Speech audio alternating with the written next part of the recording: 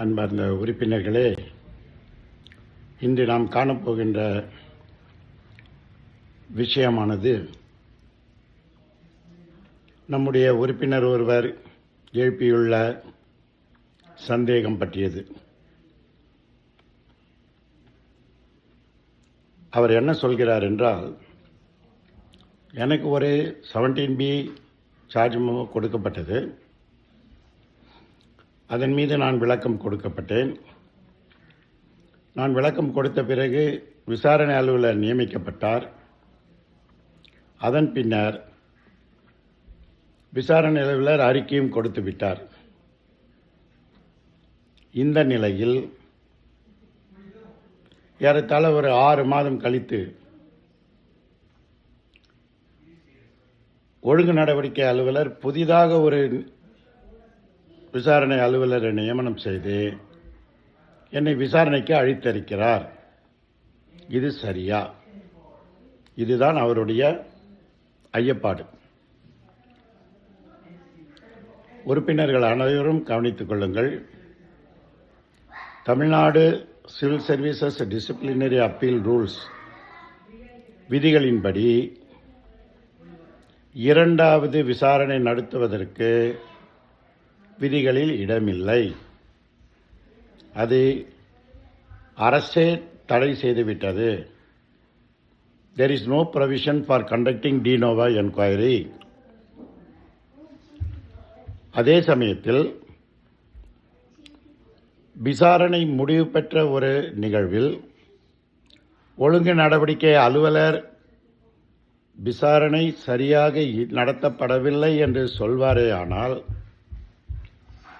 எந்த வகையில் பழுதுபட்டிருக்கிறது என்பதை குறிப்பிட்டு அதே விசாரணை அலுவலருக்கு திருப்பி அனுப்பி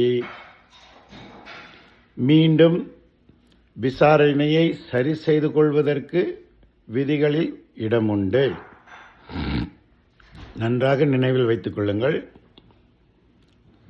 புதிதாக ஒரு விசாரணை அலுவலரை நியமித்து மீண்டும் விசாரணை நடத்திட விதிகளில் இடமில்லை. ஆனால் விசாரணையில் ஒழுங்கு நடவடிக்கை அலுவலர் சில குறைபாடுகளை கண்டறிவேயானால் அதனை சரி செய்து கொள்வதற்கு அதே விசாரணை அலுவலருக்கு திருப்பி அனுப்ப வாய்ப்பு உண்டு. அதே விசாரணை அலுவலர் அவற்றையெல்லாம் சரி செய்து அல்லது இல்லை விசாரணையின் போது நான் கண்டறிந்த உண்மைகள் தான் சரி என்று திருப்பி அனுப்புவதற்கும் அதிகாரம் உள்ளது. 2 பேருக்கும் அதிகாரம் இருக்கு.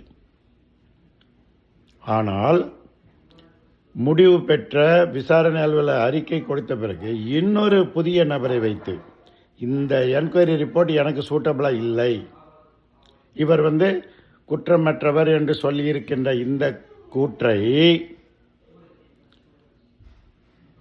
என் மீதான அந்த ஒழுங்கு நடவடிக்கை அலுவலர் போட்டுள்ள சார்ஜஸ் குற்றச்சாட்டுகள் நிரூபணம் ஆகவில்லை என்று சொல்லியிருக்கின்ற அந்த அறிக்கையை ஏற்க மாட்டேன் என்று புதிதாக ஒருவரை நியமித்து நடத்த முடியாது, அறிக்கை பெற முடியாது.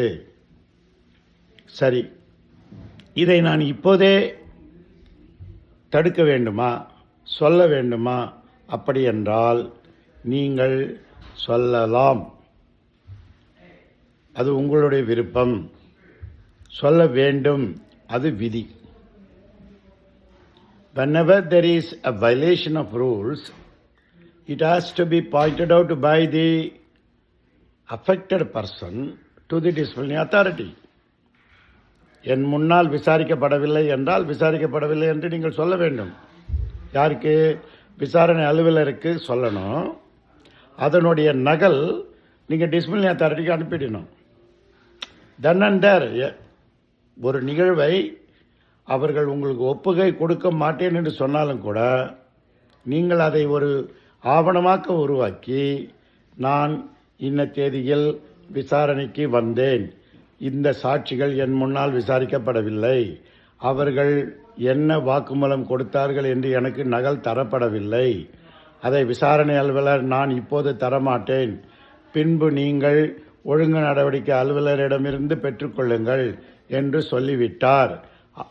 ஆனால் எனக்கு நகல் தராததை அவர் ஒப்புகை சீட்டு எனக்கு அளிக்காத காரணத்தினால் இந்த கடிதம் வரையப்படுகிறது அப்படின்னு நீங்கள் என்கொயரி ஆஃபீஸருக்கே போட்டுட்டு அதனுடைய நகலை டிசிப்ளினரி அத்தாரிட்டிக்கு போட்டிங்கன்னா ஃபைனல் ஆர்டர் போடும்போது என்கொயரி ப்ரொசீடிங் இஸ் விஷியேட்டட், முறைப்பாடானது குறைபாடானது அப்படின்னு சொல்லி நீங்கள் வெளில தப்பிச்சு வந்துடலாம்.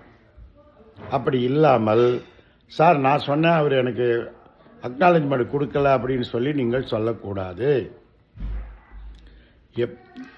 எல்லா கடிதங்களுக்கும் அக்னாலஜ்மெண்ட் கொடுக்கணும். இப்போ கூட சீஃப் செக்ரட்டரி ஒரு சர்க்குலர் அனுப்பிச்சிருக்கிறாரு. அது பொதுமக்கள் கொடுத்தாலும் சரி, அரசு ஊழியர்கள் கொடுத்தாலும் அதை 3 நாட்களுக்குள்ளாக நீங்கள் ஒப்புகை கொடுத்துடணும். அப்படி கொடுக்க மறுத்துட்டாரு அப்படின்னா வருத்தப்படாதீர்கள். நீங்கள் அதை ஒரு கடிதமாக ஒரு ஆவணமாக உருவாக்கி அவருக்கு அனுப்பி நகலை ஒழுங்கு நடவடிக்கை அலுவலருக்கு அனுப்பிவிட்டீர்களே ஆனால் அது போதும்.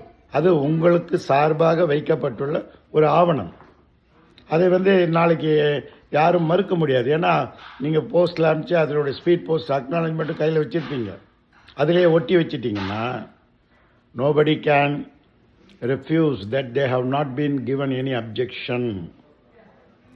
ஆகையால் விசாரணை அலுவலர் இரண்டாவது விசாரணையை புதிதாக ஒரு விசாரணை அலுவலரை நியமித்து செய்வதற்கு வழிவகை இல்லை.